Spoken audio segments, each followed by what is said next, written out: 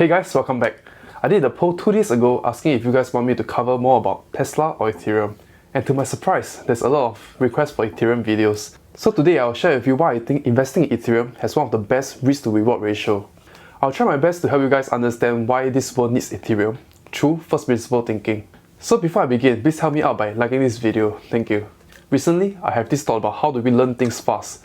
I believe learning things fast and understanding things deep is a necessary skill for this era. Because this world is ever changing and things are processing at such a rapid pace that there will be a lot of opportunities out there. I concluded that to understand things fast, you have to look out for patterns. Similar patterns will produce similar results.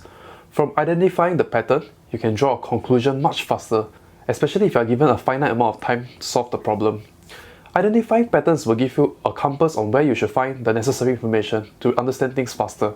To understand things deep, you have to use first principle thinking. You have to keep questioning the why until you arrive at the answer, which is the most fundamental basic truth.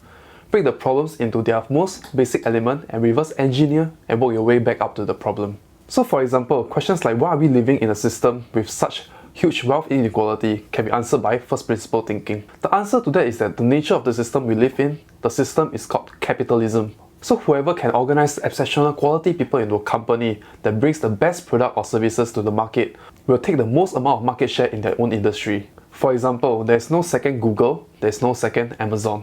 To create the most amount of wealth, you have to be the best in the industry. Capitalism doesn't treat the second place well. If you are able to take the most amount of market share and finding ways to have high profit margin, this will bring the most amount of wealth to the company. Whoever then have the ownership and control of the company will make the most amount of wealth. Hence, value creation brings wealth. There are other factors that create massive income inequality as well. The difference between the rich and the poor is the mindset.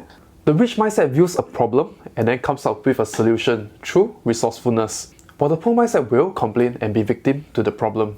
Then the difference between the poor and the rich lies in the habits, the lifestyle choices. The rich have the mindset to be disciplined and work first and enjoy later. They have the ability to delay gratification, while the poor mindset wants to enjoy things now and have fun now. The rich take their money now, reinvest into whatever they are doing, their business, their asset generating investment, and you give them a long runway of time. You can tell the enormous difference the longer the time is, and that is the magic of compounding. Today we shall understand Ethereum through first principle thinking. And to understand Ethereum, we have to first understand what money is. Money is not natural, it is created, it is man-made by human. And this is the reason why I think a lot of humans do not understand money. We have to go back to our human history where we started off as a hunter-gatherer.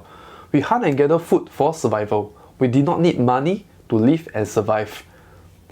We transitioned into agriculture and started farming and domesticating animals for food and shelter.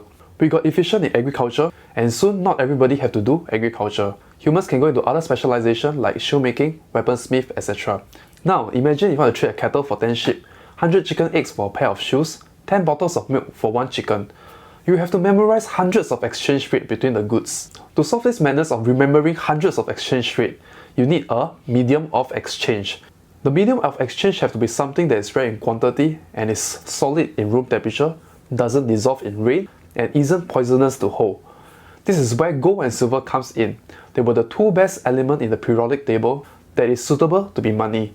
Other than being a medium of exchange, money has to be a unit of account. Just like when we quantify things in grams, liters, and dollars. When we are able to quantify things, we can use money to measure price of all goods and services. Lastly, money has to be a store of value. So you don't want your entire year of work to be worth much lesser or nothing by next year. Because gold and silver is so hard to transport and carry around because of their weight, merchants have to transport heavy amount of gold and silver through their trade route and they get robbed often while traveling. So people in history then decided to deposit their gold and silver into a centralized entity called a bank in exchange for an IOU paper that says that this paper is equivalent to X amount of gold and silver. So throughout early history, a lot of these banks misuse the gold and the funds inside this treasury and all the money is gone and that money belongs to the people. They do things like changing the IOU price, issuing more papers for less amount of gold, causing hyperinflation. A lot of these bankers are killed and hanged by the people in history.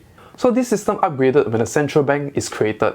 Banks are allowed to lend their deposits 9 times and keep only 10% of the deposit float. So if shit happens, central bank will print the money to bail the banks out. This is when credit and debt is created. Banks will lend out money to people who have the ability to create value. People who can create value are viewed as low risk and won't default on their loan. The country or nation state prints their own currency, and citizens who don't get hold of the currency cannot survive because everything is denominated in a nation state currency. So we depend on the nation state for security and property rights. We have no choice of where we are born, and if the governing body in your country is corrupt, your future is screwed. Your property rights can be confiscated, and you won't get access to education and healthcare. If shit happens to the economy, to prevent everything collapsing like dominoes, the central bank will have to print money to build major corporations at the expense of diluting everybody's wealth. And this is where Ethereum comes in to solve this problem of depending on the nation state. Ethereum will be a network state, started from the bottom-up approach, everybody agreeing by a set of rules and protocols. Instead of a centralized state, the power is dispersed and decentralized to everyone. For example, if you want to have individual sovereignty of your property rights in the metaverse, you will choose Ethereum over Facebook because you don't want your property rights to depend on a third party, which is Facebook. And your country is printing a lot of money during this COVID pandemic, devaluing and diluting your wealth, you will want a better store of value, and you will choose Ethereum over Bitcoin because the supply of Ether will not just be finite like Bitcoin, but will eventually drop in supply as they burn the gas fees. So this is known as ultrasound money. Fiat or paper currency goes up in supply. Ethereum not only has fixed supply but goes down in quantity over time. So the longer the time, Ethereum will become even more valuable. You want a bankless global financial system with no intermediary because you're sick of all these big boys controlling your life? Majority of the DeFi world is built on the Ethereum blockchain. I believe Ethereum will be ultra scalable and ultra sound money. My investment thesis comes from more and more people are starting to understand the problems of a centralized global financial system.